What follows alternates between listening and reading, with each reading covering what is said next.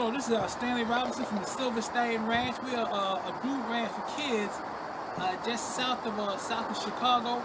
And what I want to do, what I really want to do, is I want to address the urban and suburban horse owners. See, when we see these different people on television, they come from Wyoming, they come from California, they come from Texas. They have thousands of acres, but we can't relate to that. We can't relate to that. So what I want to do is basically address horse owners who are urban and suburban horse owners. Now, what I want to start to do is I want to give you an idea of how to select a horse. How to select a horse, and I'm going to give you some examples in the barn right here. A lot of the horses that we have here are problem horses that we've worked with enough so they now are safe horses for dealing with the kids. So follow me and let me show you about these different horses. And this is Chili. Now look at Chili.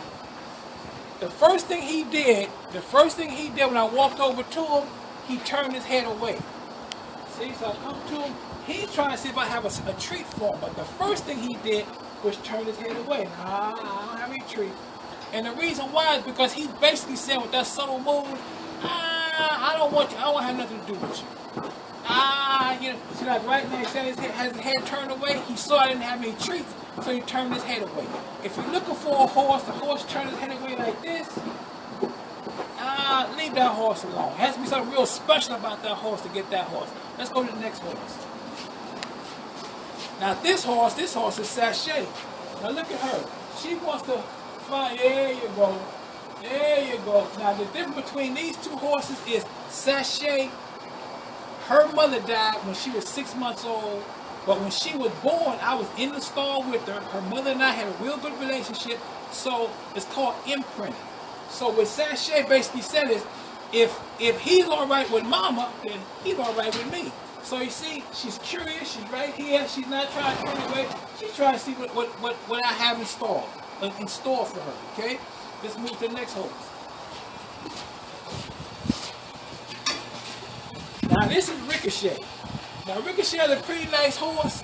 Now the thing about Ricochet, now you see, he wants to see if I have snacks also. Okay? But Ricochet is the kind of horse that when I go to let him out, the first thing he does is turn his head away also. That's the first thing he does. He's kind of saying the same thing as Chili. Well, I really don't trust you. I'm really trying to avoid you. So I'm gonna turn away, and when the gate is open, let me see if he does it right here. Let me try it. Okay. See, I keep that head turned away.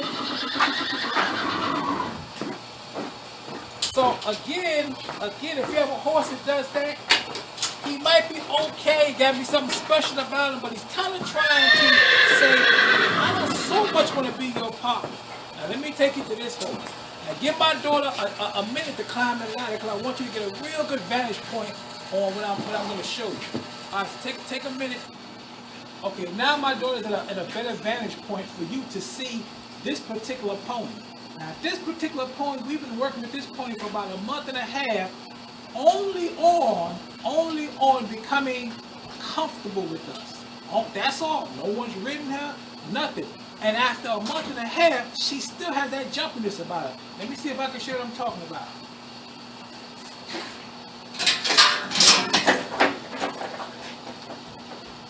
See what I'm talking about? And that's better than it used to be. Now I'm going to show you something.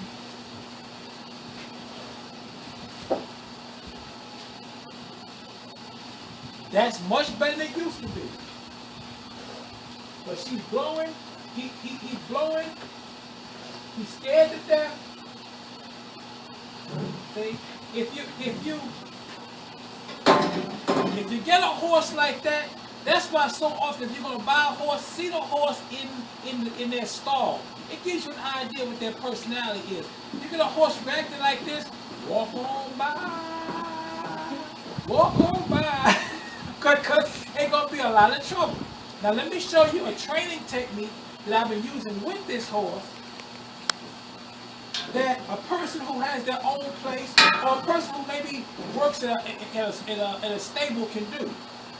What I'm going to do is I'm going to use a string halter. This is the most powerful thing for controlling new horses because it applies pressure to the pressure points. It applies pressure to the pressure points much better than a flat halter. A flat halter, it's just a little too comfortable. So I'm trying to put this on the horse, and I'm gonna show you a training technique. I have to move slowly with this horse. I'm gonna reach out and just touch it. And step back. Move back. Reach out and touch it. Touch it. And keep one eye on him. I'm trying to talk to you, but I keep an eye on him. Okay. See? Still nervous. Still nervous. I'm trying to rush you. Still blowing hard. Around the neck. On the nose. Okay, I got it.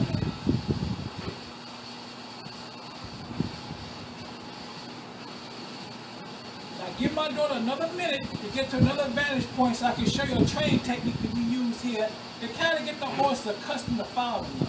Okay? Okay, I've just taken this horse. Well, this horse's name is Snacks.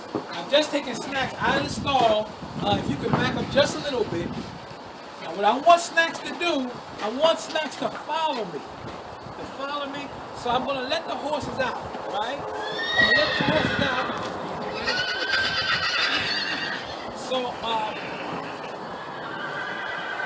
one by one, I'm going to let the horses out, and I want this horse to back up when I back up. I'm going to open this gate. I back up. I want the horse to back up. Back up. Except I put my arm. Okay? I'm going to go to the next horse. Back up. Back up. We should back up. There he is. We're backing up. And let these horses out. Now this is a powerful thing because he wants to follow them. But what I have him doing is following me. Back up a little bit. Now if you notice, okay.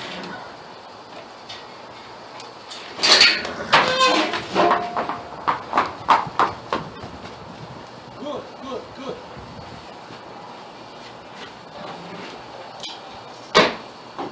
Get his head around, try to make him back up straight. Now, what I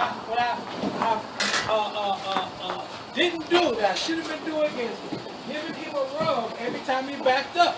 I've been busy trying to look at the camera, but give him a rub every time he backs up, so you know he did a good job. Back up, get his head around, get the gate. I just back up, and I'm pulling it back. See that slack in the rope, slack in the rope, slack in the rope. Back up. He's back now. He's not eating. I just pushed him away by going like that. Get the tension.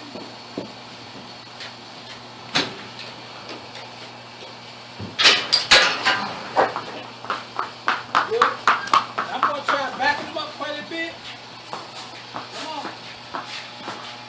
Good, good, good, good.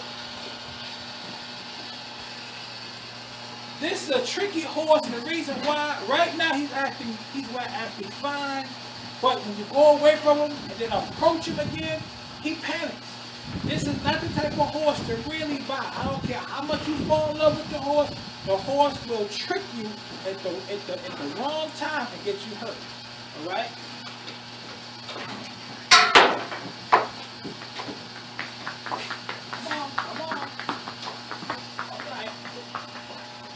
Get the last one out.